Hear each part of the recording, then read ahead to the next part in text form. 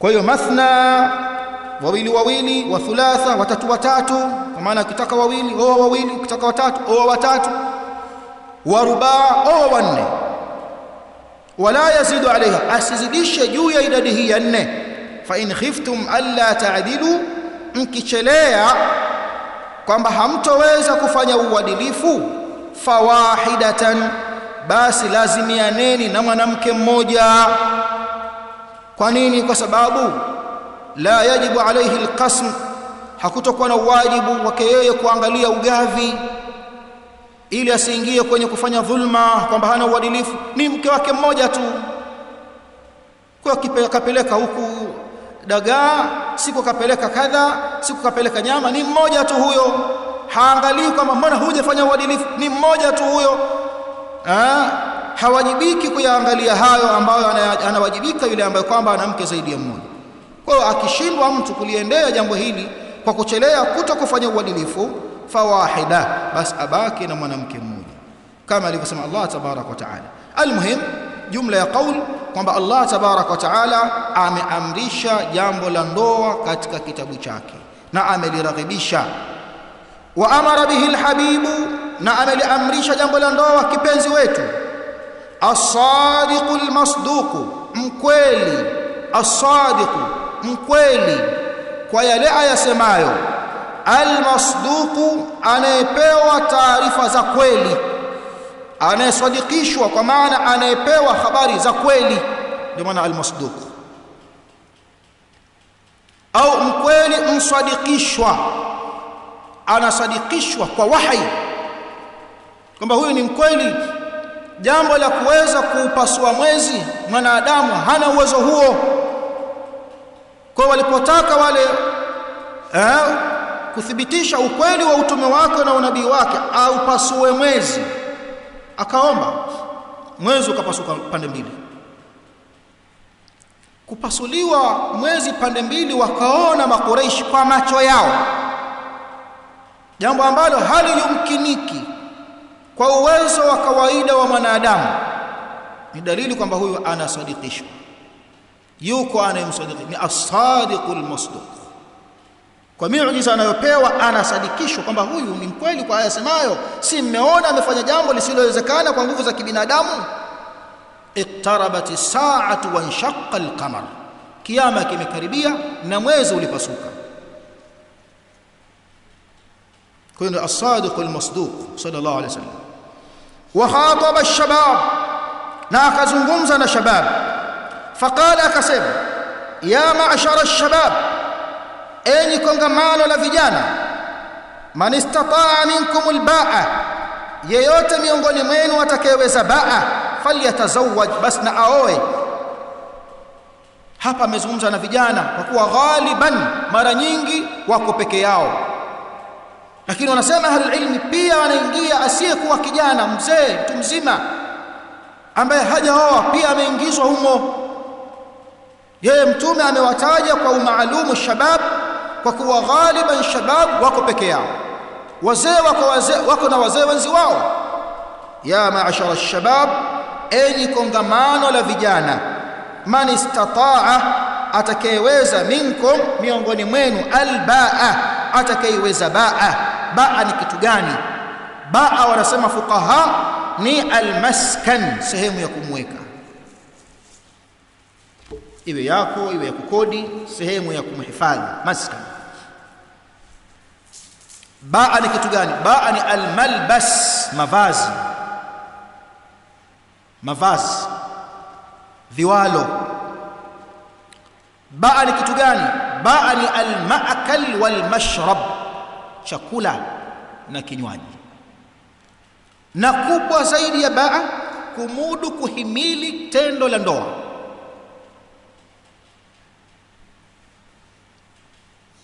Kama kula, alikuwa anakula kwao, kadhalika kuvaa, alikuwa anavaa kwao zaidi. Maskan, kwao wanakaa nyumba nzuri mashallah, lakini hili haikuwa akilipata kwao. Kwa katika maana kubwa ya ba'a ni kuweza kuhimili tendo la ndoa. Atakayeweza hayo, faliyatazawwaj, basi na aoe. fa innahu aghaddu lilbasar, kwani hakika ndoa ni msaada mkubwa sana wa kuweza kulilaza na kuliinamisha chini jicho. Ni msaada mkubwa wa kuweza kuliinamisha chini jicho, kuto kuangalia ya haramu,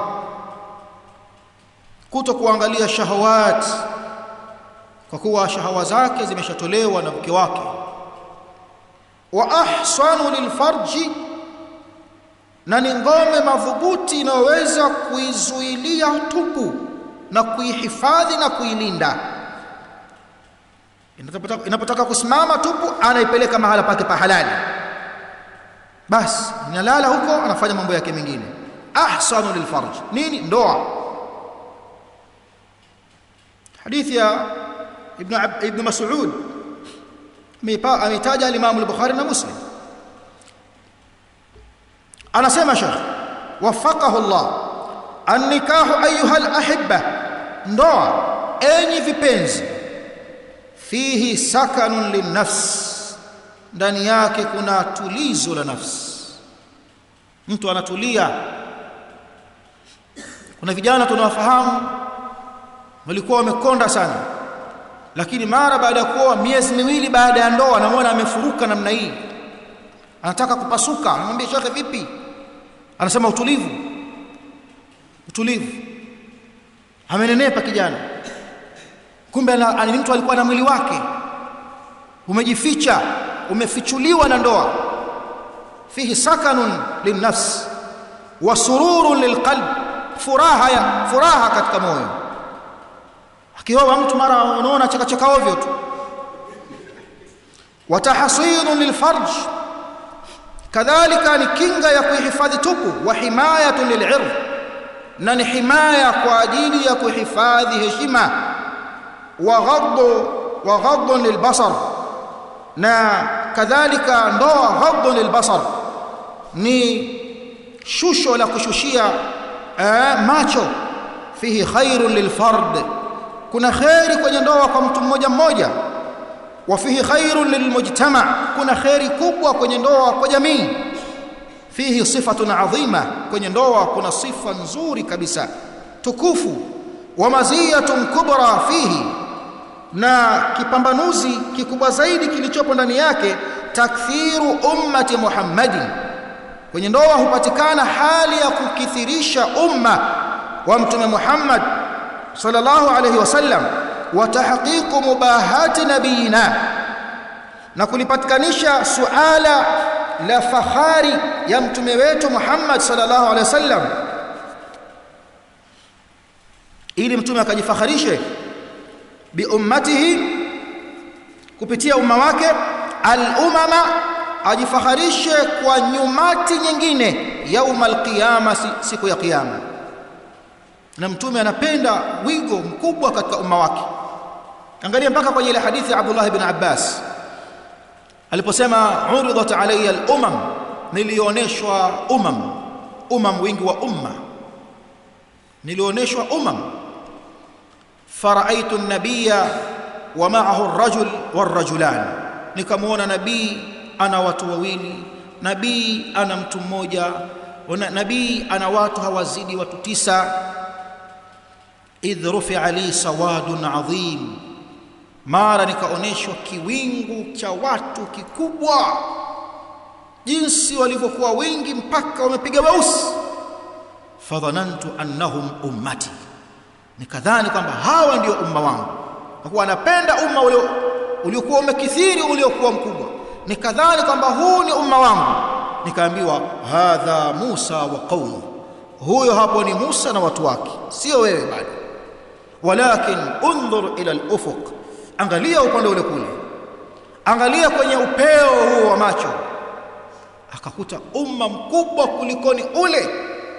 Nikaambiwa hadhihi ummatu, huu sasa mkubwa huu ndio umma wako. Wa ma'ahum 70,000, pamoja na wale unaowaona wako watu 70,000 wataingia peponi bila ya hisabu, bila ya adhabu. Kwenye riwaya akaona 70,000, mbona wachache? 70,000 tu na ambao wataingia peponi bila kuhesabiwa kwenye umma wangu bila adhabu. 70,000. Akaambiwa kwenye kila mmoja kwenye 70,000 wale nyuma yake kuna 70,000. Kapewa hiyo idadi Mtume Muhammad sallallahu alaihi wasallam. 70,000 wale kila mmoja kwenye 70,000 ile nyuma yake kuna 70,000 wataingia peponi bila hesabu bila adhabu. Alafu akataja sifa zao, ni wale ambao la yastarqun wala yaktawun wala yatatayyarun wa ala rabbihim yatawakkalun. Hawa waombi wenzi wao wawasomee ruqya, bali wanajisomea wenyewe. Njoo nifanyie kisomo, hawafanyi hivyo. Ila itokee mtu mwenyewe kaja kumfanyia kisomo pasina kumuomba, lakini kumuomba mtu amsomee ruqya, hapana, nitafanya mwenyewe.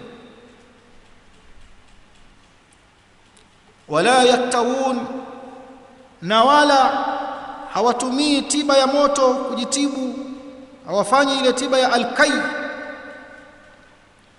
Wala yatatayyaruna, na wala hawana itikadi ya kuitakidi nuhusi na mikosi, kwamba mimi nitakuna nuhusi, mimi na mkosi bwana. Hawana itikadi hiyo, si kwa vile ambavyo wanaviona kwamba mtu katoka nyumbani kwake kufungua mlango anakutana na kiwete, kwamba jamani, siku ya leo ina mitihani. Kufungua na kufungua mlango kiwete, siku imeanza vibaya. Huyo ana itikadi ya kishirikina. Au akagairisha safari njiani huko, eti ameona jeneza lafuka barabara, watu wanakwenda kuzika, kama jamani, safari hii bwana imeanza na nuks mapema kabisa, turudini safari kesho. Hana itikadi. Au akasikia mlio wa ndege bundi wakati wa usiku, akasema jamani, atakufa mtu. Hana itikadi. Hawana itikadi za nuhusi na misukosuko. Wa ala rabbihim yatawakkalun, wao wanamtegemea Mola wao. Hawa ndio ambao wataingia peponi bila hisabu bila adhabu, katika wale 70,000. Kwa hiyo unaona, angalia Rasul alipokuwa na shauku na ule umma uliokuwa mkubwa, ule wa Musa ambao ni mdogo, lakini ulipokuwa mkubwa kulingamana na wale wa mwanzo, akaona ndio huu wangu, akaambiwa hapana, unzur ila al-ufuq. Kwa hiyo timiza fahari ya Rasul, zaa sana, uzae, na ukizaa zaa sana. Hatuna sisi uzazi wa mpango, hatuna huo, tunawaachia watu wenyewe manaswara huko, na wenyewe walipoweka uzazi wa mpango wana maana zao na wana malengo yao. Sisi tunapangilia kuzaa kwamba nataka mtoto wangu huyu afikishe miaka 2 kwanza, alafu nipate mwingine. Hii haina uharamu. Lakini ukaweka ukomo, watoto wangu nataka 4 tu, baada hapa katoe kizazi, kufu haram. Zaa sana. Mtume mwenyewe anasema, wewe ni wanawake wenye mapenzi, wanawake wenye kuzaa sana. Kwa nini? Nijifakharishe siku ya kiyama kwa wingi wa umma. Kwa ili ihakikike mubahati nabiyina, ile fahari ya mtume wetu ipatikane bi ummatihi, kupitia umma wake. Ajifakharisha na nini? Al-umama, ajifakharisha na nyumati za watu wengine yaum al-qiyama. Ni wewe ukithirishe kuzaa, na huwezi kuzaa bila ya ndoa. Wa huwa sababu fi baqa'i an-naw'i al-insani, na ndio sababu ya halali ya kubakisha aina ya kiumbe kinachoitwa mwanadamu, watu wawane wazae. Wa huwa sabilun ila at-ta'alufi wat-ta'awun, ndoa ni njia ya kuendea mshikamano, taaluf, mshikamano, wat-ta'awun, na masaidizano. Watu wanasaidiana kupitia ukwe na ushemeji baina afradi al-mujtama, baina ya afradi za jamii, baina ya wanajamii. Ndoa yanqulu al-mawaddata baina al-usar, huhamisha mapenzi baina ya familia. Hawa wakawapenda hawa, wakawapenda hawa, na hawa wakawapenda hawa, sababu ya ndoa. Dada yetu kaolewa kule, mwenetu kaoa pale. Tataalafu bihi alqulub, huungana nyoyo. Watutwa bihi almasafat, masafa ya mbali hukunjwa yakawa mafupi. Kam min usratin, kwani ni familia ngapi, la ta'rif usratan ukhra, zilikuwa hazifahamu familia nyingine, illa min ba'id, isipokuwa kwa umbali. Waqa'a bainahuma almusahara, ukapatikana baina yao ukwe. Fataqarabat alusar, familia zikakurubiana, zikawa ziko pamoja. Wa asbahat kaannaha usratun wahida, zikawa mithili ya familia moja. Wa bil jumla, na kwa ujumla wa maneno, fannikahu kulluhu manafi', ndoa ni manfaa mwanzo mwisho. Fannikahu kulluhu manafi', ndoa ni manfaa mwanzo mwisho, yote ni manfaa. Wa rahal mujtama'i, na ndiyo kinu cha kuzungusha mujtamaa. Mujtamaa unaduru na unazunguka juu ya ndoa, kwamba tumeoleana tuko pamoja.